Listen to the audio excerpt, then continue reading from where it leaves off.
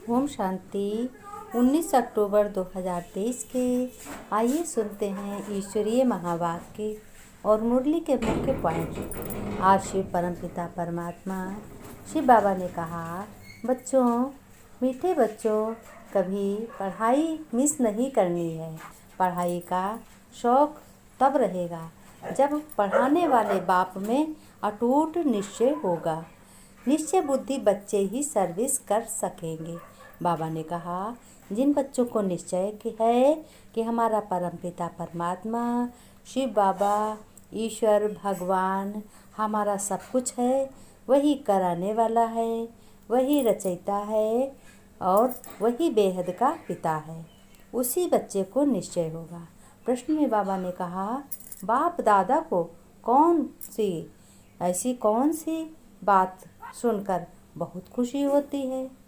बाबा ने उत्तर में बताया कि जब बच्चे सर्विस समाचार का पत्र लिखते हैं तब बाबा कहते हैं, बच्चे लिखते हैं कि बाबा आज हमने फलाने को समझाया, उसको 2 बाप का परिचय दिया, ऐसे ऐसे सेवा भी बाबा की। तो बाबा उन पत्रों को पढ़कर, बच्चों के पत्रों को पढ़कर बहुत बहुत खुश होते हैं और याद प्यार व खुश खैराफत का पत्र लिखने से बाबा का पेट कभी नहीं भरता। बाबा ने ये बताया, बच्चों, याद प्यार खाली खुश खैराफत का पत्र लिखने से कभी मेरा पेट नहीं भरता।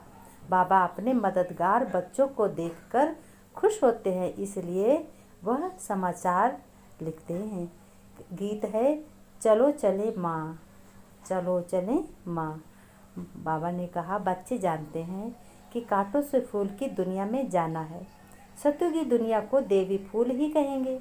कलयुग में मनुष्य हैं कांटे मिसल, एक दो को तंग करते रहते हैं, दुख देते रहते हैं। तुम बच्चे अब खुश होते हो कि चलो अब हम अपने उस देवी फूलों के सुख धाम में चलेंगे।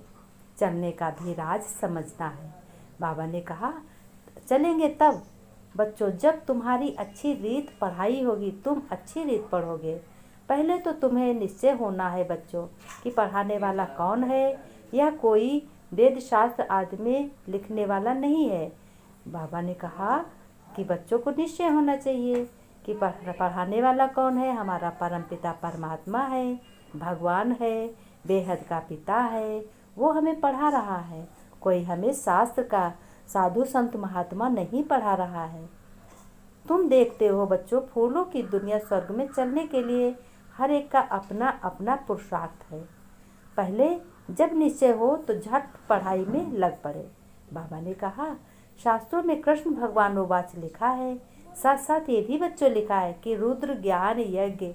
अब यह तो ज्ञान की बातें हो गई ना।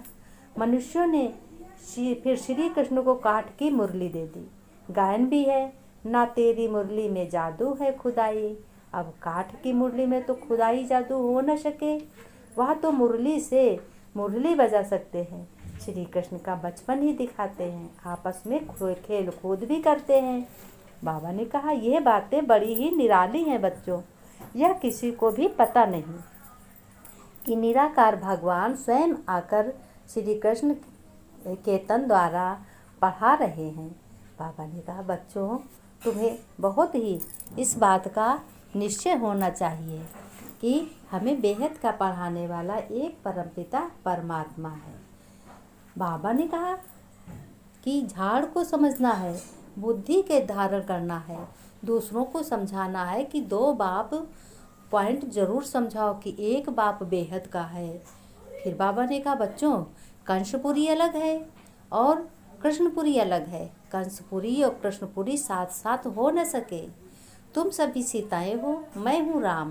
पहले एक ही धर्म था तो झगड़ा कहाँ होगा। जब एक ही धर्म होगा, सब सुख होगा, तो झगड़ा होने की बात ही नहीं। आजकल सब्जेक्ट से कितनी बड़ी राजधानी स्थापन हो रही है। कौन सा सब्जेक्ट है बच्चों? बाबा ने कहा, कौन सा सब्जेक्ट है? तो सब्जेक्ट कौन सा है? मनुष्य से देवता बनना, लक्ष्मी नारायण जैसा बनना, श्रेष्ठ आचरण, श्रेष्ठ गुण और श्रेष्ठ मनसा वाचा कर्मणा होना, यही लक्षण है। जब हमारे ये लक्षण हो जाएंगे तो हम देव समान, देवताओं जैसा हमारा आचरण होगा, तो हमारे आचरणों की पूजा होगी। 9 देवियाँ हैं। इसी संगम युग का गायन है कि 9 शक्तियाँ हैं। इसी संगम युग पर 9 शक्तियाँ ही जन्म लेती हैं, जो धारणा स्वयं करती हैं और आचार विचार अच्छे धारण करती हैं। वही शक्तियों का गायन है। बाबा ने कहा तुम अपने को इष्ट देवी समझो। इष्ट देवी हमेशा खुश रहो और पुरस्कराते रहो। सभी को क्रोधवश से हटाओ। किसी को क्रोध आए तो अपने को बाबा की शीतलता की किरणें उस पर अनुमान लगाओ कि बुद्धि से समझो कि हाँ इसको क्रोध नहीं है, बाबा आओ इसको क्रोध में इसका शांत करो। क्रोध सबसे बड़ा अग्नि है। बाबा ने कहा पहले पहले शिव बाबा मैं सबसे श्रेष्ठ हूँ, फिर लक्ष्मी नारायण ब्रह्मा विष्णु श्रेष्ठ। शिव बाबा हमें अच्छे अच्छे पॉइंट पढ़ाते हैं। पहले निश्चय होना चाहिए, शिव बाबा किसी के गर्भ से जन्म नहीं लेते। बाबा ने कहा कि वंडरफुल बच्चे हैं, वंडरफुल वेद का पिता है यानी भगवान, और वंडरफुल ड्रामा है, वंडरफुल हर कर्म है। बाबा ने कहा बच्चों याद प्यार लिखने से तो मैं खुश नहीं होता हूँ, बस निश्चय रखो, पढ़ो और एक दूसरे को पढ़ाओ, सेवा करो, पुरुषार्थ करो। यही तुम लोगों का पुरुषार्थ है।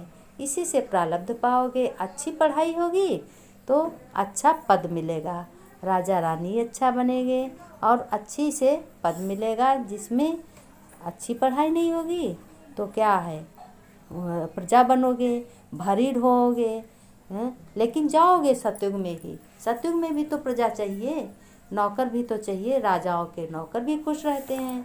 तो बाबा ने कहा तुम्हें निश्चय होना है कि बेहद का बाप स्वर्ग का राजभाग देने वाला है। शिव बाबा रुद्र ज्ञान यज्ञ अश्वमेध यज्ञ कहते।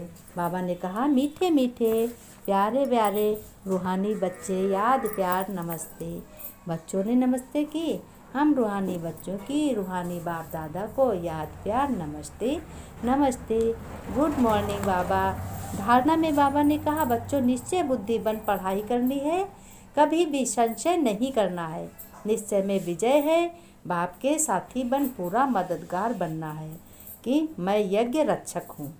वरदान में बाबा ने कहा किसी से भी किनारा करना है तो पहले निमित्त आत्माओं से मिलो, ज़बरदस्ती नहीं, कर्म अच्छा करो और कोई भी संशय हो तो बाप से योग लगाकर पूछो। मनसा वाचा कर्मा से श्रेष्ठ और पवित्र रहना है। स्लोगन है अपने स्वमान की सीट पर सेट रहने से तो माया सरेंडर हो जाए। बाबा ने कहा फिर से सुनो अपना स्लोगन, अपने स्वमान की सीट पर सेट रहो तो बच्चों माया सरेंडर हो जाएगी और माया से जीत तुम्हें पानी है।